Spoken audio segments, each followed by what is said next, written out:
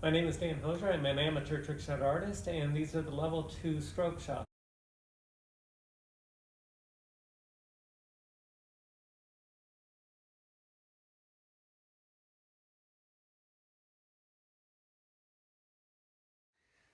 Shot 2A is a very basic lagging shot. The setup's very basic as well. All 3 balls are behind the head string. Other than that, you can place those wherever you want. What we're going to do is shoot the 1 so it ends up in this 1 diamond zone. Shoot the 2 so it hits the short rail, comes back and ends up in this 1 diamond zone. And then shoot the 3 so it ends up in the same 1 diamond zone as the 1. There's a slight speed component to this. What we have to do is shoot the 1 and then the 2 and then the 3, and we have to shoot the 3 before the 1 either stops or hits the short rail. For execution, I choke up quite a bit on the cue. That helps me control my speed. And then I visualize, especially on the 1, having the 1 end up right about where the rail is. So once I have that ready, I just think soft, medium, soft.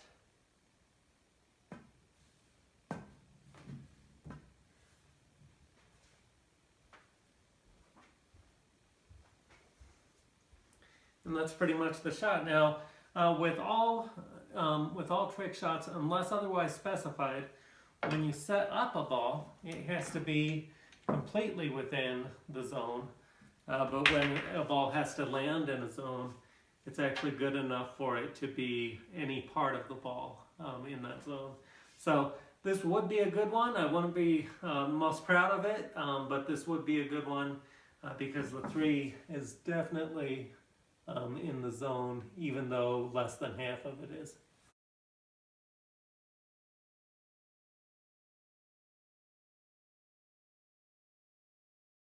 Shot 2B is a pretty impressive looking shot. We're starting with the 1 behind the first diamond, and we're going to shoot off 1, 2, 3, 4, 5, 6, 7 rails slowly enough that it hits the 2, but doesn't knock it off like this. You do want to use a new piece of chalk, so it's pretty easy to knock that 2 off.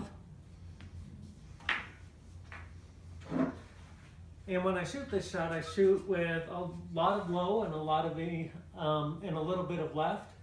My initial aiming point is going to be somewhere between the first diamond and the half diamond, maybe a little bit closer to the half diamond side. And what that's going to do is have the cue will go off 1, 2, 3, 4, 5, 6, 7 rails, come back slowly and hit that 2. Low left hand English, and I'm really thinking about not hopping the cue ball as I stroke through it.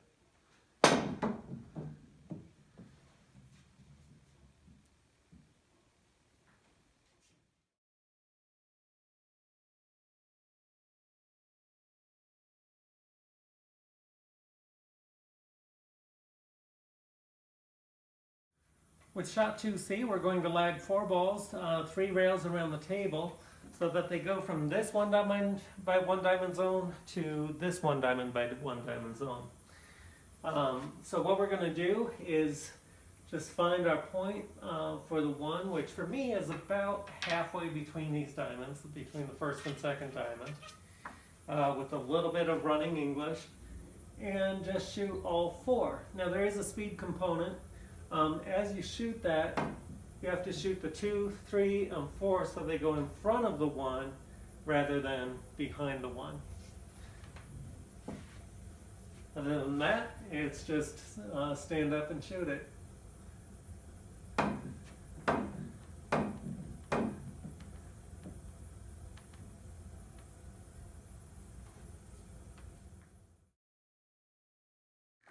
So to get really an appreciation of this shot, what I'd like to do sometimes is just try to do the same shot with no rails. Lag as softly as I can. And even though I'm barely reaching it, I still end up knocking it off. And so what I want to do here is kind of talk about why that works. So when we shoot the cue ball 7 rails with left-hand English, we're going to get running English, running English, running English, running English, running English. But when it hits the 6th rail and the 7th rail, the spin's actually going to be going the wrong way. Instead of going this way, so that it actually spins off, it's going the other way, which you can see really slows down the cue ball. You can see that without the object ball there. Just going to try to do the same thing. So watch it slow down. Now there I would have missed the object ball, but you can see it really slows down off the last 2 rails. Okay, so talking about practicing this shot. When I'm practicing this shot, what I typically do is just get rid of the 3 balls and really focus on getting my first ball absolutely right. Now what I'm going to do is aim incorrectly. I'm going to aim through the 2nd diamond rather than through the point on the rail of where the 2nd diamond meets. So I shoot that through, and I can see that I'm going to hit pretty high, and that's likely to have the 1 bounce out even if I didn't hit it too hard. But if I go even further up rail, we can see that I'm missing really most of the pocket. Ideally, I want to hit the short rail as close to the pocket as I can. So as I'm practicing, get to where I can hit the same place, have it hit fairly short, and hit the short rail. That one started to bounce out, so I could go even further up rail.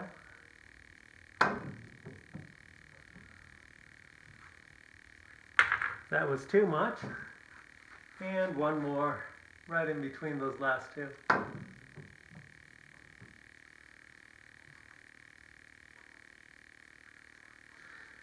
Once I can do that, the other 4 should fall into place fairly easily.